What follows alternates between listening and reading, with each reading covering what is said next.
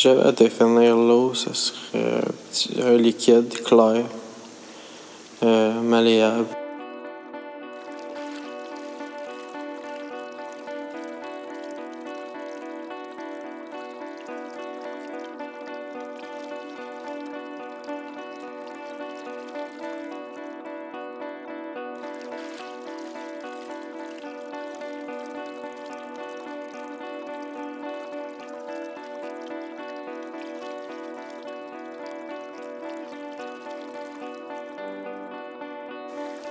Quand je pense à l'eau, je pense à ma grand-mère qui est plus là aujourd'hui, mais qui a vécu toute sa jeunesse sur le bord de la mer.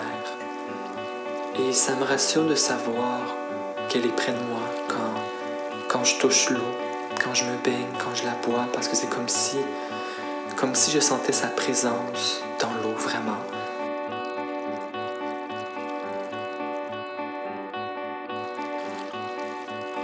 C'est une force qui est imprédictible, incontrôlable et même déchaînée. Donc pour moi, l'eau, c'est une figure très rassurante.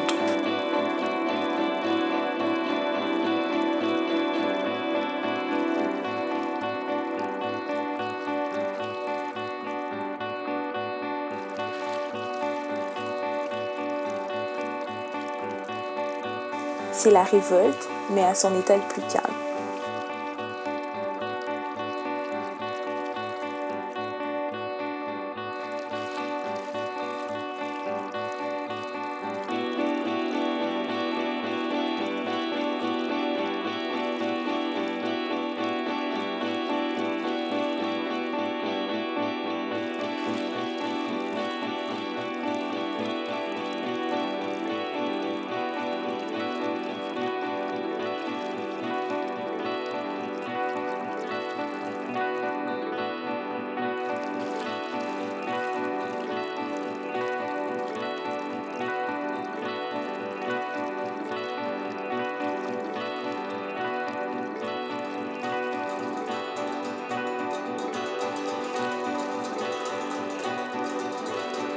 Sinon, l'eau, c'est quelque chose qui te traverse.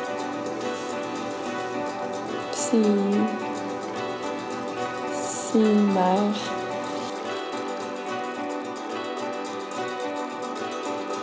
Ça fait partie de toi, même que c'est plus que toi, ça te dépasse, là, c'est...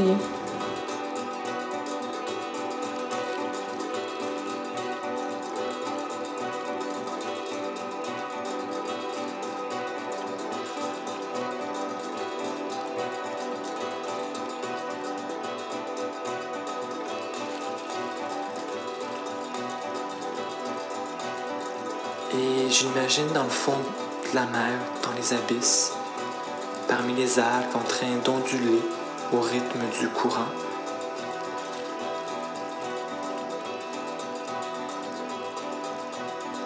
Et ça me rassure de savoir qu'elle est là. C'est peut-être un peu glauque pour certains, mais moi, ça me fait du bien parce que c'est comme si ma grand-mère était retournée là d'où elle venait.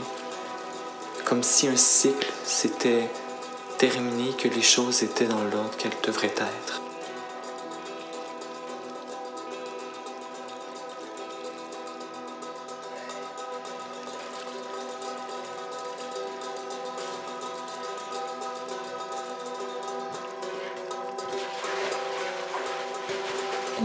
C'est un ruisseau, une rivière.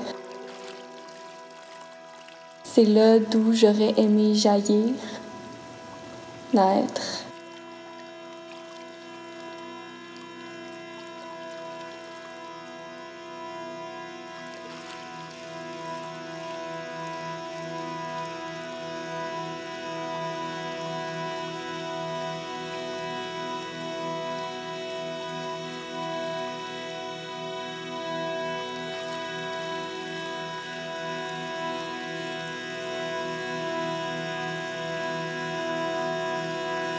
C'est le mouvement dans toute sa complexité, mais aussi dans l'étendue de sa simplicité.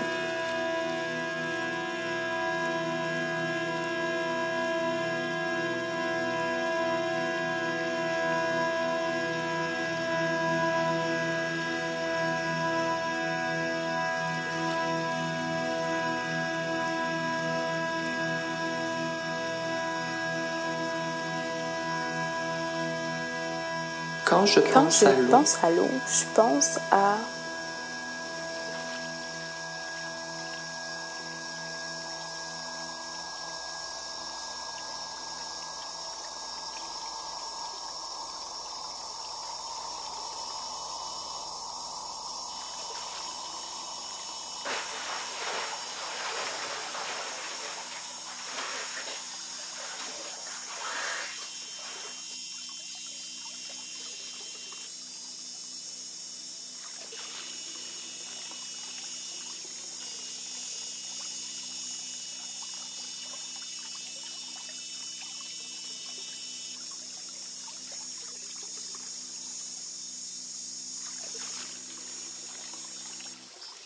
C'est un passage des Fous de Bassan, un livre d'Anne Hébert, et ça va comme suit.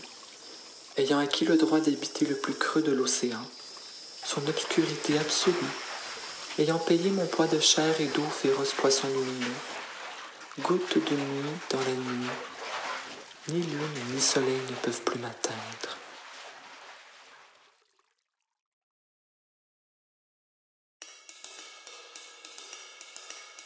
Mon nom, c'est Anna Maud, j'ai 20 ans. Je suis une artiste dans le milieu de la danse contemporaine à Montréal. J'ai grandi à Terrebonne, sur la rive nord de Montréal, dans le fond.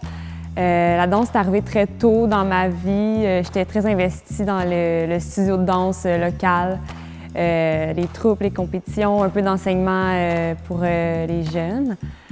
J'ai poursuivi mes études collégiales en littérature au Cégep Marie-Victorin.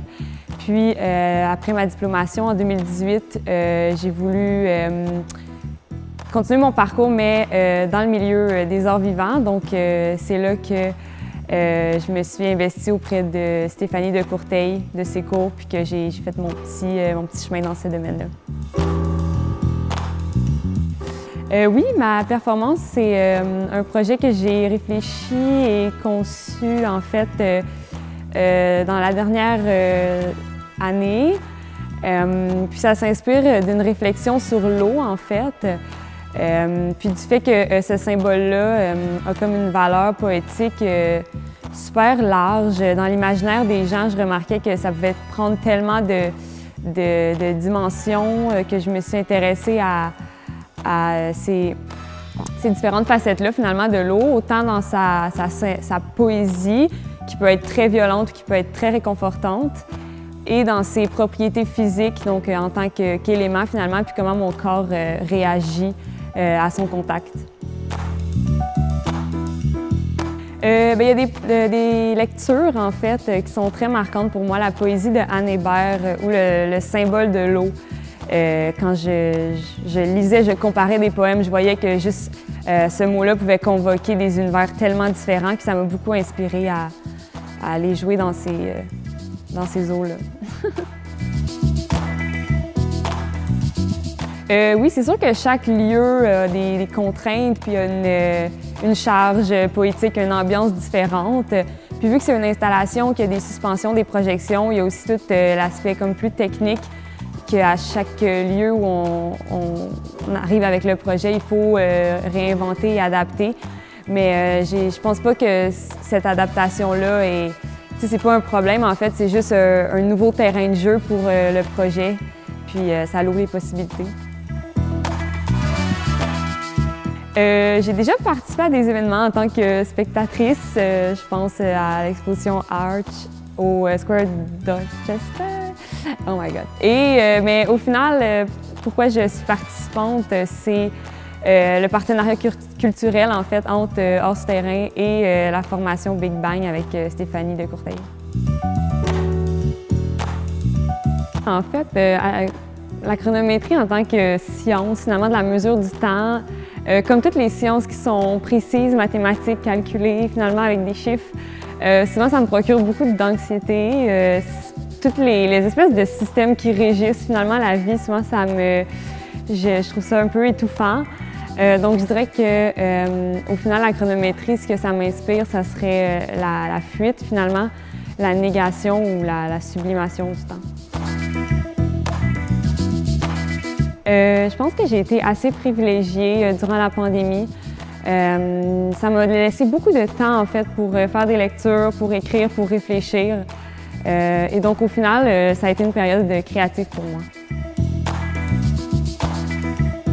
Je pense que l'artiste a comme une possibilité de porter l'espoir, finalement, par son métier. Et donc, je pense que c'est vraiment une période où on a besoin de l'artiste puis de ce rôle-là qu'il peut exercer. Je pense que ouais, les arts vivants ont fait des pas de géant par rapport aux nouvelles connaissances avec les arts numériques. Ça a été un peu forcé par la pandémie, mais au final, je pense que ça peut ouvrir le champ de possibilités pour les artistes. Et moi-même, dans mon projet, finalement, je fais utilisation des ondes numériques, j'ai les projections, les séquences vidéo. Donc, pour moi, c'est un terrain de jeu, finalement, pour la création. C'est sûr, par contre, que je trouve qu'il y a certains points qui, par exemple, je pense au rapport au public, par exemple, des fois, derrière la caméra, c'est pas la même chose. Il reste une force, finalement, dans un regard, toute cette énergie-là qui s'échange dans le présentiel, qui est vraiment propre aux arts vivants, que je peux pas ne pas nommer, finalement. La formation, c'est dans le fond une formation en danse contemporaine d'une durée de 4 mois pour des adultes, artistes autonomes en fait. Il y a comme 2 volets, le volet vraiment technique où on travaille en danse contemporaine, on touche un peu à d'autres styles, évidemment c'est vraiment dans une approche multidisciplinaire. Puis il y a un volet recherche-création, donc là où chaque artiste est amené à développer son propre langage et commencer un projet, dans le fond. Oui, en fait, présentement, je suis encore inscrite à la formation avec Stéphanie de Courteil. Donc, je suis au premier balbutiement d'une prochaine recherche créative. Sinon, j'ai été admise dans le programme professionnel de l'école School of Toronto Dance Theatre à Toronto. Donc, en septembre prochain, je devrais poursuivre ma formation professionnelle là-bas.